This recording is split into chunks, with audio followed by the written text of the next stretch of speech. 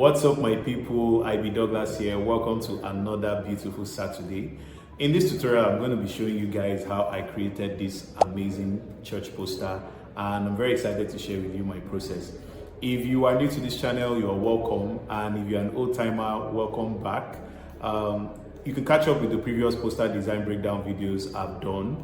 Both on Photoshop and CorelDRAW. The links are in the description below. And if you are yet to subscribe, please do me this favor to hit that subscribe button and turn on the post notification bell. It will be very helpful for this channel, and so you can also be updated on the new videos I'm going to be dropping in the future. All right guys, without further ado, let's get straight to the video. All right, so when I got the brief for this design, one thing I always do, right, is I like to do like a little bit of research about that particular design I'm doing, and then look for inspirations, grab inspiration similar to that particular topic or something around generally the type of design I'm doing. So since it's a church design, okay, so I stumbled upon a particular design, and this is I admire a designer who actually does this. I follow this designer a lot. Saw the design on Instagram. I saw this design on Instagram. Big shout out to Manuel Achebe. He's a very amazing, fantastic designer. So I saw some this scribble effects kind of stuff, and I said, okay, yeah, why not try it? Something that's going to be nice and it's going to look good on what I'm going to do. So yeah, so that's actually where I picked up this stuff. So I'm just trying to give a back story of what inspired this style of design. Okay, so let's just get straight to it. So I'm gonna just turn off everything here, and we'll start from scratch. By the way, the fonts and any other elements, background elements and so that I used on this design is in the resource folder. Link is in the description below, so you can check that out. Okay, so first thing I did here was to add a gradient fill. Yeah, so the reason why I used the colors blue and yellow, so we're talking about G12, we're talking about church growth. So blue talks about trust, talks about transparency, talks about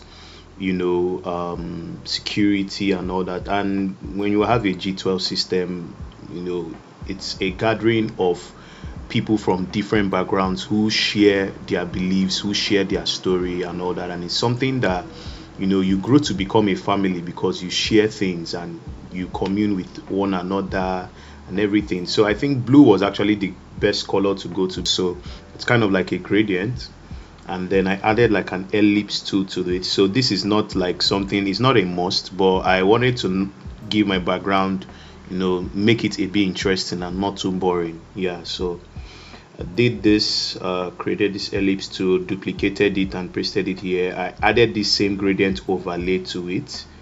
Yeah, this same gradient I used, that was what I did for this and also did for this. And then I added this pattern here. Yeah, I chose the color burn effect and then reduced the fill to 27, reduced my opacity to 24%. And then I also now added this font. Now the name of this font is Orthographia. Yeah, name of this font is Orthographia, and I use the overlay, reduce it to 21%. Like I said, every element and font I used in this design will be in the description below or resource folder. And then the next thing I did was to add this shape. Now these shapes were literally like placeholders for the pictures that I'm going to add later, which you're going to see. So yeah, next one. So these are images I generated from ChatGPT. No, not ChatGPT. I think I generated this image from ImageFX. Yeah, so check it out. Generated it from ImageFX, converted it to black and white. We see this. So converted it to black and white, and then I clip maxed it into the shape, and then I added another shape here still added this image, so gonna like trying to give like a continuation of this. So I just did like moving stuff. I had to just move it. Yeah, I just had to move it to make sure that it properly aligns with the previous one here at the top, and then I also click max to that, and then I now added this other one. So this is like a combination, since basically this is like a Bible study designed for the general congregation, both young and old. So that's actually why I did a mix of young people, fellowshipping together, and also old people fellowshipping together.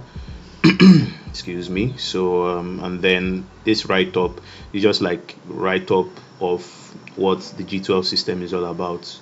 Just did a little research on ChatGPT and got something, and I just added it there. It's kind of like something I like doing for my church designs most times. Yeah. And then added my papa's picture, and then also added some shapes, which you're going to see why I did that. Then this title, I'm just going to give a breakdown from the down up. Hope I'm not missing something. All right, so this font, the name of this font is Quoli. Yeah, that's what I used. I just separated both of them together, grouped it together, because the spacing was a bit much, so I had to break it apart and then do a proper spacing to that. And then this font I used, see the same font I used for the Wednesday orthographia, added actually blue color, then I added the yellow stroke to it. So if you want to add stroke to your text, you just right click on it and go to, oh, not convert to smart object, sorry guys, you just go to your blending options, so stroke here is where I added the color outside. My size is 4, so that's what I did for that. And this one, yeah, same font, just grouped them together. And then the next one here, this is actually a scripture. Let me just zoom in a little bit, just click out. So this is like a scripture talking about the G12 system, Luke 6, 12 and 13. Yeah, just a little background of what that is. And then same thing here, just same thing I did here. That's just what I did here. Font, weight, and all. Still the same font, Quoli and orthographia. Okay, so and then this G12, this is actually the same font I used.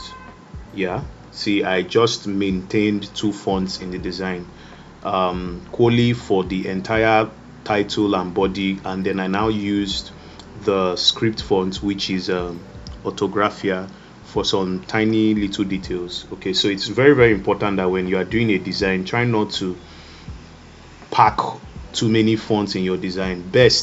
At best use 2.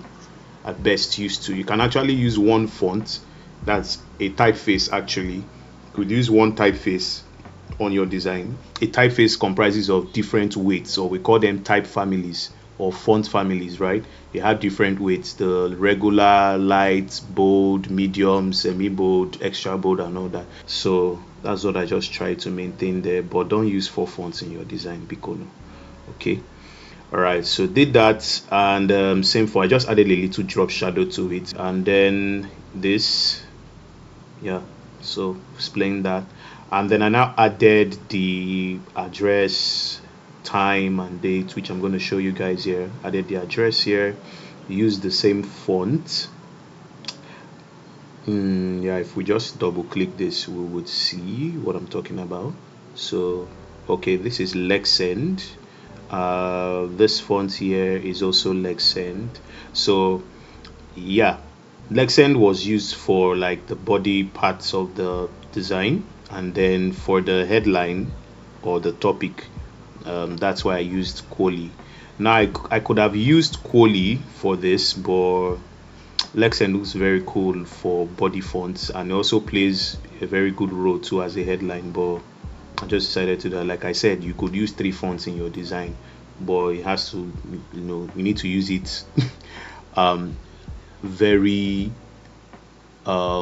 wisely. Yeah, very wisely. If you know what you're doing, you'll be able to achieve a very good design with 3 fonts. Okay, so yep, did this, still the same font here, Lexend for this, and then the media handle icons. So this is just me adding the media handle of the church, and then this join us this Wednesday. It's just a rectangle I drew there, and then the font here is still Lexend. Yeah, Lexend. And then 5 p.m. font I used here was still Lexend. And then added with Pastor George's own one. The font I used here too is Lexend. Yeah. Okay. Then added the WordX logo, added the GIC logo, and then I added these lines to it. So I wanted to make this part a little bit interesting. Yeah, seeing this kind of shape that these two rectangles formed, I said, okay, it would be cool if I just put these lines here just to make it a bit interesting and all. So after I'd finished everything, grouped everything together, and then went to my camera raw and did something, so you could see the difference or the change that actually happened from this kind of color. This is giving like a low saturation kind of color, makes it look a bit dull and all. And I went to my camera raw to just make some changes. So if we go to your camera raw, let's just go there so I could show you guys some of the things I've done. I know I've spoken about camera raw in my previous videos. I use it a lot. In fact, literally I use it on all my designs. I always go to camera raw on my designs just so I could make and add some extra touches to make the design pop. Okay, so yeah, these are previous designs I did on the same things. I just had to turn off those artboards. So this is it. So I always like using my grains. Yeah, always like using my grains. So grain is what we call noise. Okay, so I always like using that. Did some things here. My vibrance, this is actually where I increased that stuff. So you see how it was looking before, so I had to like increase the vibrance a bit to give it that kind of very sharp good blue, and you see how it goes in very good contrast with the yellow color. So there are just the little things I did here. Played a bit with my clarity, played a bit with my white. So basically the camera raw doesn't have a one size fits all preference, right? You can test anything, like try it out and try different things and see if you can achieve exactly what you want. So you just try and error. You try. If you now arrive at something that you like and it's well presented and well presentable, fine, go for it. Okay, so that's basically it. I'm not going to say you must copy these particular preferences or use this value. No, but you keep trying, test it out, and if it works out, fine, you are good to go. So that's basically what I did there. So I'm just going to cancel this.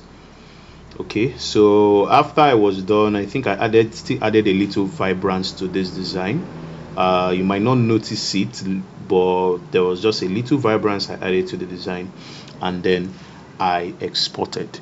All right, so let me know what you think about this video. If you found it helpful, do well to drop a comment below. Don't also forget to hit that like button. Also share this video to a creative today, and don't forget to also subscribe and turn on the notification bell so you'll be updated on my future videos. All right guys, see you guys next Saturday. Have a lovely weekend. Peace.